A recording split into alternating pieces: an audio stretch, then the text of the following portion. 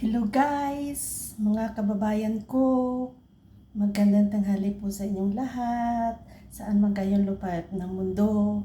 Magandang umaga, magandang gabi, magandang hapon, o magandang tanghali po sa inyong lahat. Saan man kayong panig ng mundo, naway gabayan po kayo.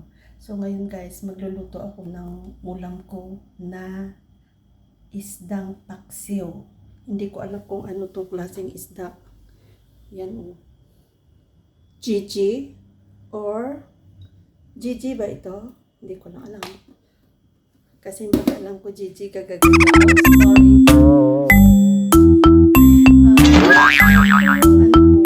Ito yung ulam ko ngayong tanghali. Kasi tanghali po dito sa amin.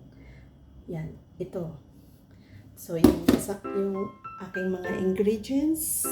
Yan, kamatis, bawang, sibuyas, at saka luya. And then, wala pa akong suka. So, yung ginagamit ko is lemon. So, ito na lang gagamitin ko. Okay, tara, gagawa tayo. Yehey! Yan, so ngayon, ito, lagyan natin yung isda dito. No? Malinis na itong isda ko. Malinis na ito guys. Ang kababayan ko. Yan. Kasi hindi ko naman kaya bumili ng mamahaling isda. Pero okay na ito kasi ito ay isdang galing sa dagat. Siyempre, kahit saan man tayo dahil siyempre OFW tayo, kailangan magbibig may adala tayo sa ating pamilya. So ngayon, kailangan ko yung kamatis. Medyo durugin natin yung kamatis, no? Durugin natin para mas lalo lalabas yung katas niya.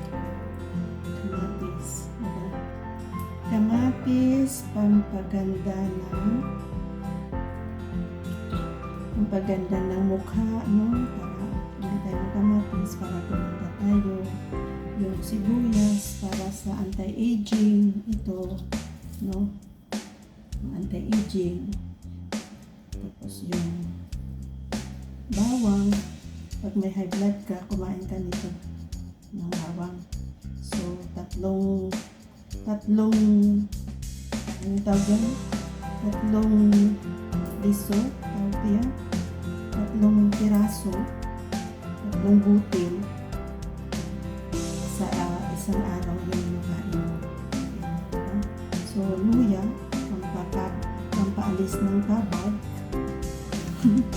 at pagkaganda ng boses pati, no? Diba? Ganun. Yan. And then, nalagyan natin ng lemon kasi hindi ako masyadong gumagamit suka. So, lemon na lang para maganda, diba? Yan. Lemon. Yan. No filter ito. This is my original cooking. Walang halong kung ano-ano ito. Yan ang mga ingredients ko. So, ilagay na lang natin. Ihalo na lang natin yung dalat na lemon kasi pampaal pati ng aroma. Diba?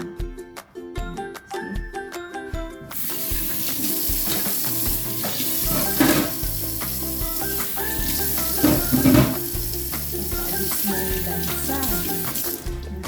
Kababayan. Kapwa ko manggagawa sa ibang bansa. Ito na yun. So, dadagdagan natin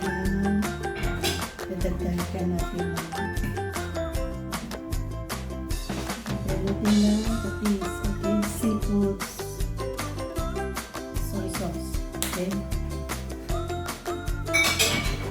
And then, dadagdagan natin ng white pepper.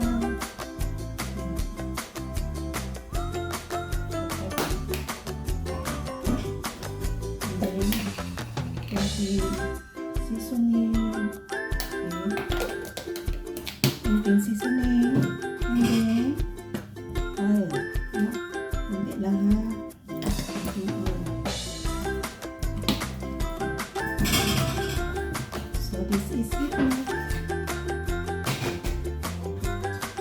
ayan natin.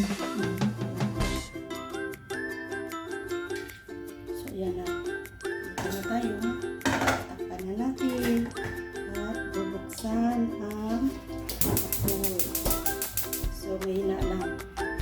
Mahina lang yung apoy niya ha. Para hindi masunog yung ating niluluto. So, yan ha. Mahina lang. Very, very slow fire lang.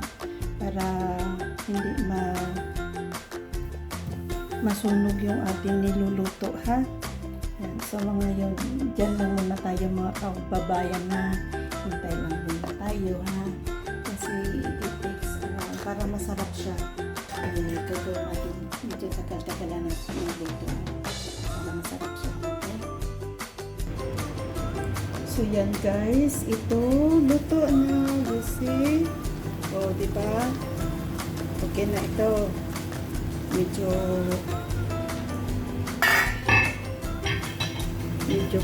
tuyo-tuyuin muna natin. Pero tuyo na siya, diba? Tuyo na. Diba?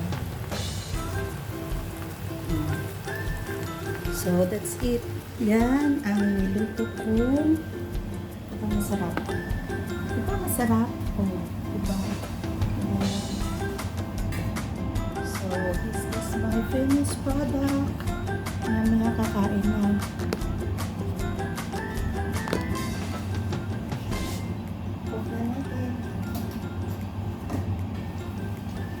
See? Diba masarap? Yan. Yan ang lutong paksiw. Okay? So, yan. Sarap yan. So, ayan na guys. Kakain na tayo. Mga kababayan ko, ito ulam ko. Yan yung boiled cabbage lang po yan. Kasi bawal tayo sa mga maraming mantika, ano?